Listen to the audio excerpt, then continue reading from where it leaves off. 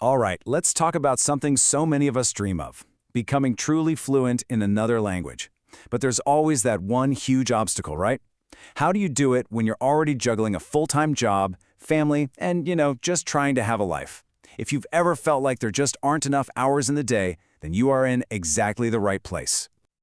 So, just to give you an idea of the scale we're talking about, to get to a solid conversational level, what experts call B2 fluency in a more difficult language like Chinese, it can take around 1,000 hours of study. 1,000. Just seeing that number up there, it can feel pretty intimidating, can't it? And that's the real question, isn't it? 1,000 hours. I mean, when you're already maxed out with work, kids, trying to stay healthy, and seeing friends, where on earth is that time supposed to come from? It can feel absolutely impossible. But what if I told you that it's not? What if the time you need is already there, hiding in plain sight in your daily routine? So let's get into it. We're going to break down this massive goal into a simple, manageable framework you can use every single day. First, and this is the most important part, we're going to start with your mindset. Then, we'll become detectives and find those hidden pockets of time. And finally, we'll talk about how to squeeze the absolute most value out of every single minute you study. Okay, first things first. Before we even think about scheduling, we have to build the right psychological foundation.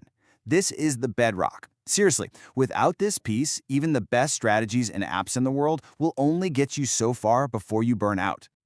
So, the most crucial starting point is to find your why. And I mean really find it. Don't just think, I want to learn Spanish. Think deeper. Picture the actual experiences you want to have. Can you see yourself confidently giving directions to a lost tourist? Or how about this? Imagine sitting at a dinner party, telling a funny story, and making a whole table of new friends laugh in their language. These are the powerful emotional reasons that will keep you going. And here is a really powerful way to think about it. It's not about the years it takes to learn a language. It's about the hours you put in. Think about that for a moment. That huge, scary 1,000-hour number, if you study just 1 hour a day, you'll get there in under 3 years. But if you can find 2 hours a day, suddenly that timeline shrinks to less than a year and a half. Every single hour counts. This leads us to this game-changing idea, which comes from the book Atomic Habits. It's called an identity-based habit. The idea is simple. Instead of focusing on a goal you want to achieve, you focus on the person you want to become. You're not just a person trying to learn a language, you are a language learner. It's a subtle shift in how you see yourself, but it changes everything.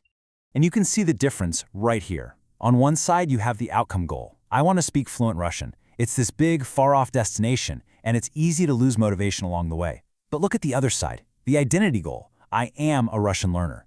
This isn't about the destination, it's about what you do today. Every time you study, even for 5 minutes, you're casting a vote for that new identity. You're proving to yourself who you are.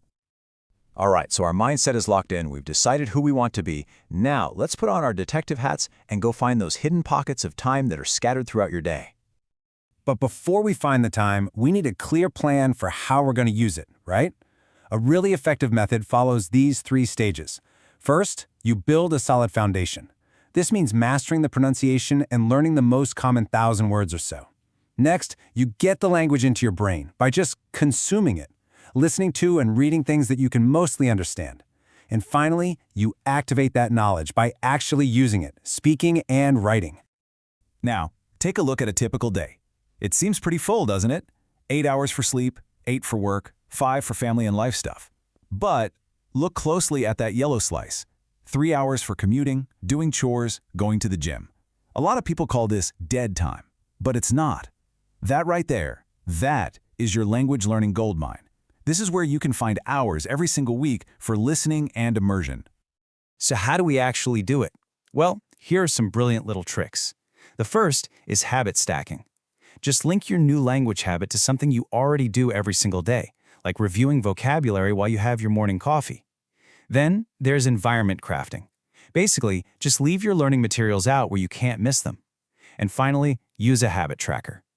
You'd be amazed how satisfying it is to just check off that box every day. It builds momentum.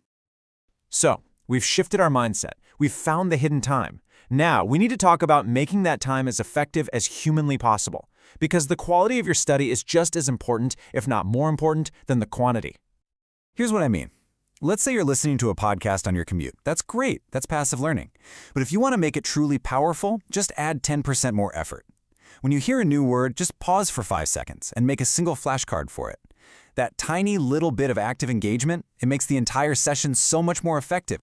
And I really cannot stress this enough. 1 hour, just one single hour, where you are completely locked in with no phone, no TV, no distractions. That 1 hour is worth more than 3 hours of studying while you're also trying to scroll through social media and answer emails.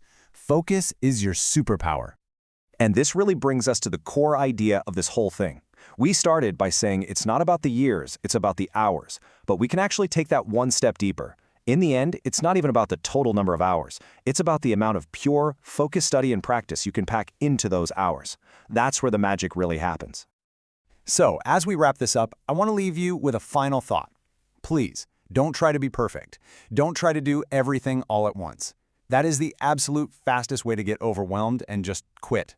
The real goal is just to be consistent. And more importantly, the goal is simply to start. That's it. That's the secret. Just do one thing. Don't worry about finishing a whole chapter or understanding an entire movie. It's all about that first domino. Just focus on one small, easy action that gets the process started. So I'll leave you with this final question. What is the one thing you are going to do? Not tomorrow, not next week, today. Is it reviewing one single flashcard? Is it listening to just 1 minute of a song? Is it saying one new word out loud to yourself? The journey of 1,000 hours always begins with that single step. What's yours going to be?